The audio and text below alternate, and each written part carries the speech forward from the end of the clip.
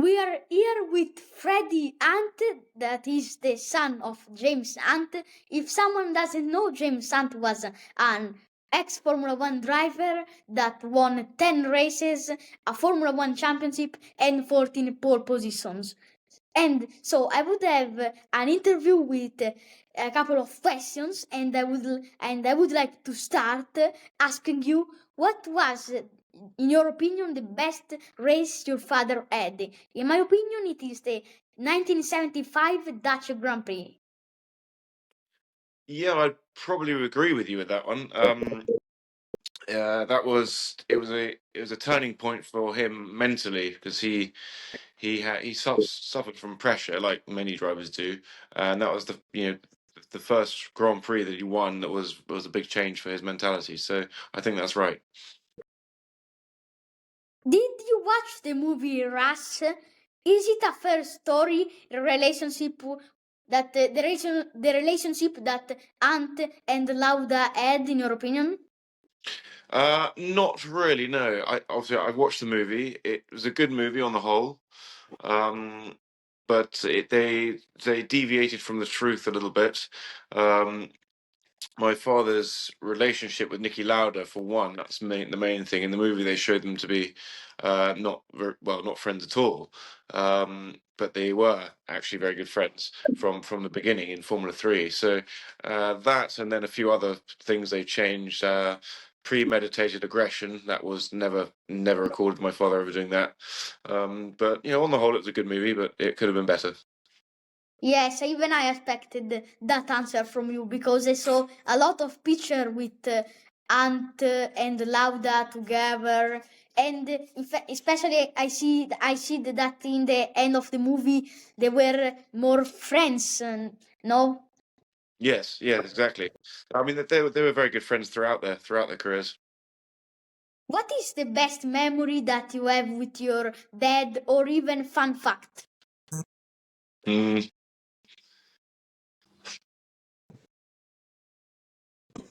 I think just the best memories of Dad were at home. Obviously, I was very young when he died, so it's a long time ago now.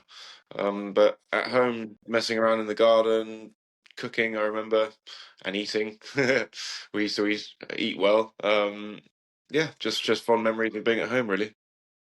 Do you know why he decided to retire from Formula One in 1979? Yes, because he wasn't prepared to risk his neck for sixth place. So, um, yeah, the McLaren wasn't so good, and so he left McLaren for Wolf. Wolf wasn't so good either, and he had enough, and he'd already won his world championship, so he wanted to get out alive.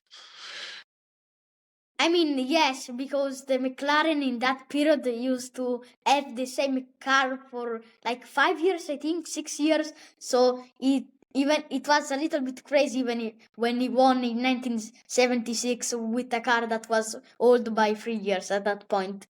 So one of the crazy memories that I have of your father was the 1974 Monaco Grand Prix, in which he crashed at Mirabeau and was very angry, and he decided to walk across the track. It seems like your dad had many enemies like Patrese, Lauda, or and even someone else. But who was his best friend in the paddock? Uh, I'm not sure who exactly his best friend was. I know he was very close to Ronnie Peterson, and maybe Ronnie's death.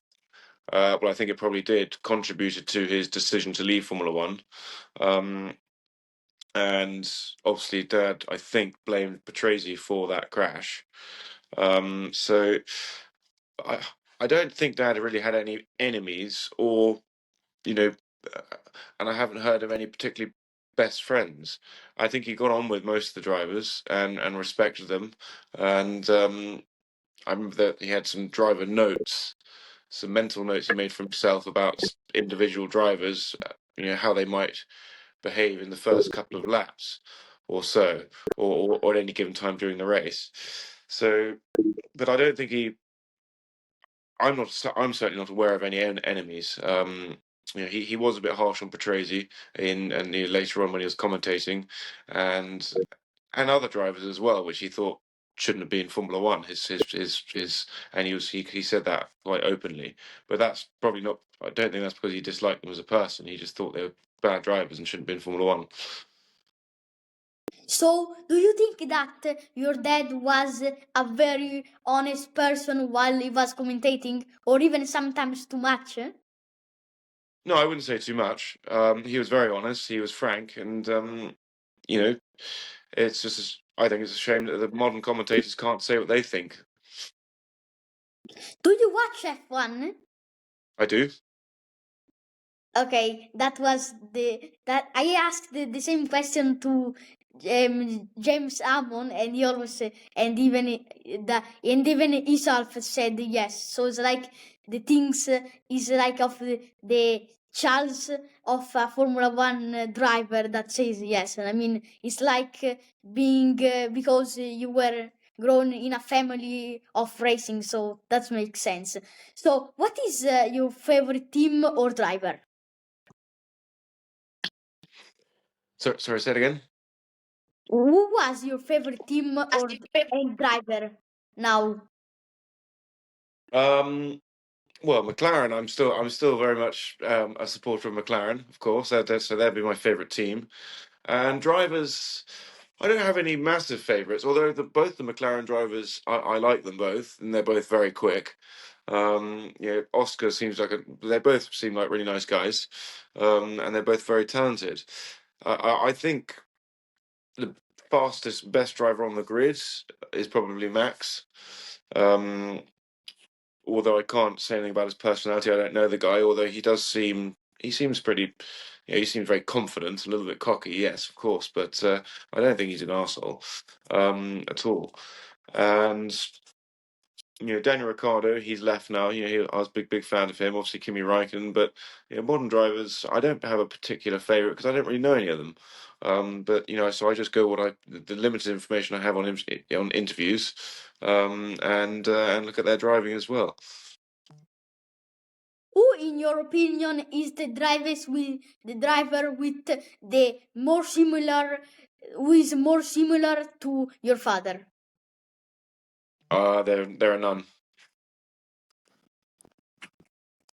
I think I would have thought you would have said Max Verstappen because even Max is aggressive, but you said no. So what do you think? Well, driving style. I mean, no, I don't think Max is because Max is more than aggressive. I mean, Max is a bit dangerous to be honest. And, some of the things he does, and I suppose you can get away with it in these modern cars a bit. No, I don't. I do disapprove of some of Max's techniques on the track. And Dad certainly wouldn't have done that. Dad never tried to intimidate anyone, as far as I'm aware.